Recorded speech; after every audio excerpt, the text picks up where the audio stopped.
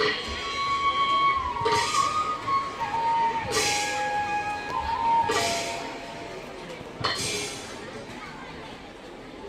খেলে নয়নৰ কোণে কোণে পতাই মৰি পৰখাই নিদ্ৰা দেৱী ভুলন্ত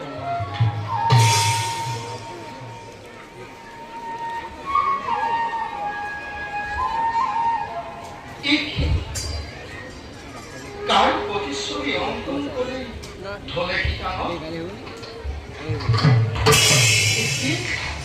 সেই দুৰ্বৃত্তৰ পথ যাৰ নাৰকীয় আচৰণে জানকীৰ সুখ লভি থাকিলে তাত সেই ৰাৱণৰে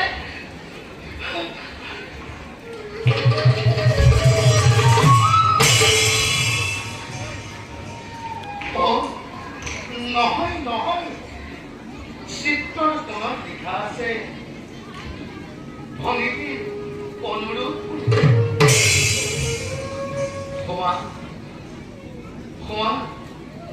খোৱা শ্ৰীৰামৰ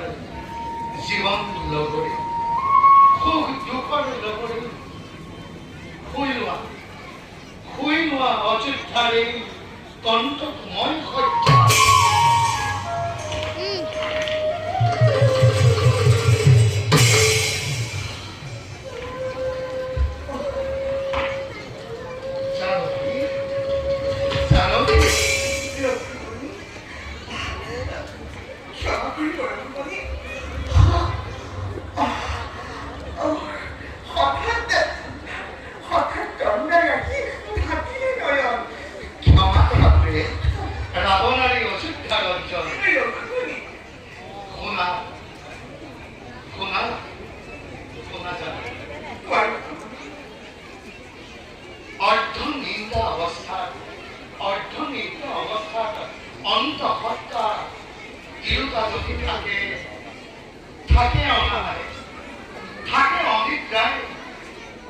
অপকাৰ হয় ভৱিষ্যতৰ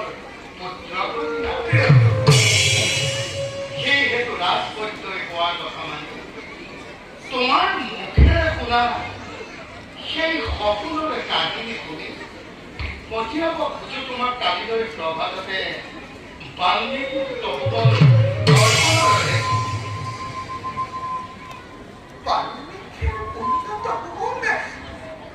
কিন্তু ইমান দূৰতে কি আৰু শত্ৰু হৈ মহামতী ৰাৱণে শিকালে আমাক শুভ কাৰ্য সামান্য পলম কৰাও নহয়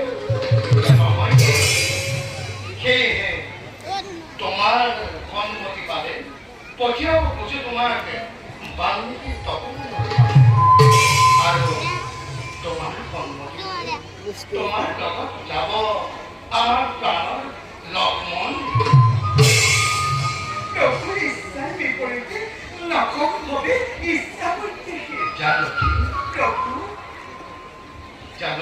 কোৱা প্ৰভু আৰু যাত্ৰা কালত